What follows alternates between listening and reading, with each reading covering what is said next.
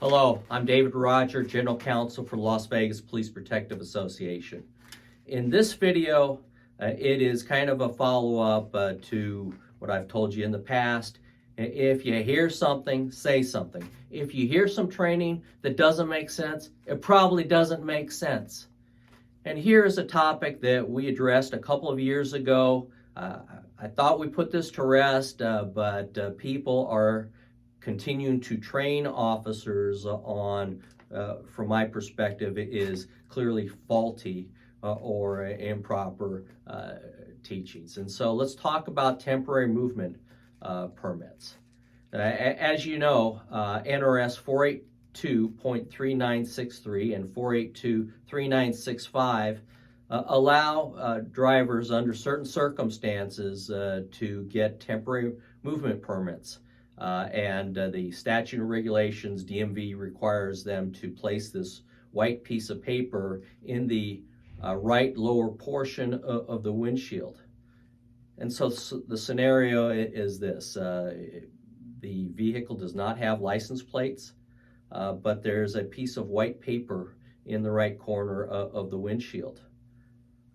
I haven't been privy to what these folks are saying about stops. But what is being relayed back to me is that officers are saying that if a person does not have plates and you can see a white piece of something in the right windshield, you can't stop them. And that is nonsense. Let's think about this for a second. Terry versus Ohio allows you to stop, detain, and investigate potential crimes. It is unlawful to drive without a license plate. That is the basis for your stop. Does it make a lick of sense to say that if a person doesn't have a license plate, but there's a piece of white paper in the right windshield, you can't stop the person? That is insane. How in the world can you, following a vehicle, know that that is a temporary movement permit as opposed to a cocktail napkin from PT's Pub? How in the world can you tell from a distance that it is a temporary movement permit? Or for that matter, that the temporary movement permit is still valid and has not expired? And so please, let's put this to rest now. If a person does not have plates, you don't have to wait until they run a stop sign to pull them over. It is a violation of state law to not have a license plate on the rear of the vehicle, period. Now, if you detain the person and you do your investigation and you find out that they have a valid temporary movement permit, so be it. Then it's their lucky day. They don't get a citation. Or maybe they get a citation for doing something else. But the reasonable suspicion, the basis for the stop, is no license plate on the rear of the vehicle. End of story. Let's put this to rest now and forevermore. If the law changes, if there is a Nevada Supreme Court case or a Ninth Circuit Court of Appeal case or a U.S. Supreme Court case that says that you can't stop a person when you see a piece of white paper in their windshield, I will tell you. But until then, that is the law. You are allowed to make a Terry stop, a stop pursuant to NRS 171, I think it's .1223, which codifies Terry versus Ohio. So, now let's talk about a second related issue that people talk about. The same people in the past who've said that you can't stop someone for a temporary movement permit have also said that you have to rush right up, check the permit, and then cut them loose without doing any further investigation. That is wrong. We've talked about it in the past, but let's talk about it again.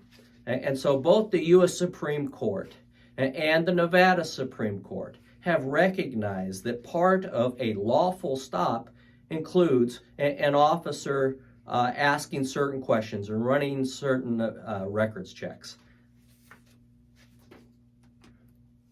So we know that pursuant to NRS 171.123, subsection 3, when you have reasonable suspicion to detain someone, you may demand identification from that person. That's by statute.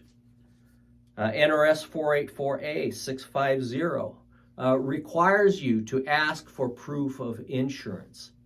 So those are things that you must do.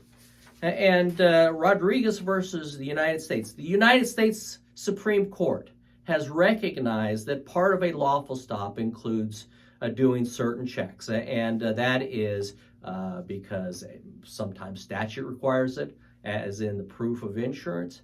And other times it's just for officer safety. You need to know who you're dealing with. Does the person have a warrant for murder or robbery or anything else? You are entitled to ask those questions. And so here is a quote from Rodriguez versus United States. Like a Terry stop, the tolerable duration of police inquiries in traffic stop context is determined by the seizure's mission to address the traffic violation that warranted the stop and attend to related safety concerns. That's what we're talking about here. It goes on to say, beyond determining whether to issue a traffic ticket, an officer's mission includes ordinary inquiries incident to the traffic stop. Typically, such inquiries involve checking the driver's license, determining whether there are outstanding warrants against the driver, and inspecting the automobile's registration proof of insurance. These checks serve the same objective as enforcement of the traffic code, ensuring that vehicles are on the road or operated safely and responsibly. And so doing those routine checks during a stop are standard and do not unreasonably prolong the stop. That's the U.S. Supreme Court. The Nevada Supreme Court, in 3 cases, and these cases are Cortez versus State, 127 Nevada 505, 2011. State versus Beckman, 129 Nevada 481, 2013 case. And an unpublished case, which for our purposes right now doesn't mean much, it is Caperones versus State, 135 Nevada 623, a 2019 case.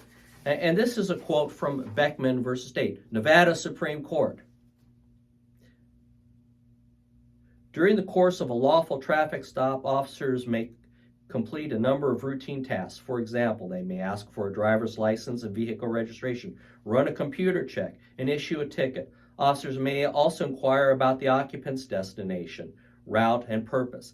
And if necessary, law enforcement may conduct a brief limited investigation for safety purposes. So, both the U.S. Supreme Court and the Nevada Supreme Court have said that you don't have to run away from a vehicle when you check that little white piece of paper and see that it is a valid temporary movement permit.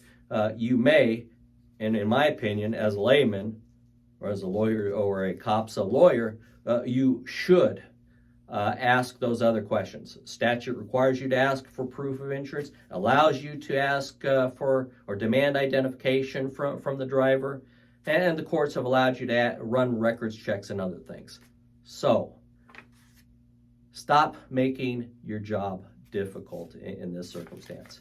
If you hear some training that doesn't make sense, sometimes the law doesn't make sense, but if it doesn't make sense to you, then say something. Call me, text me, email me, send a pigeon carrier to me so that we can clarify things. And I hope that this issue with regards to temporary movement permits is settled once and for all, because we constantly have new officers who are being hired by the department, and we don't want to perpetuate faulty training.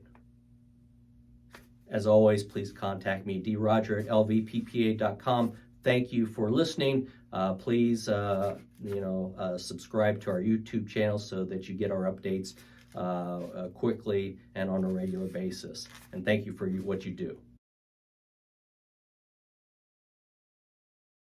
111, 110.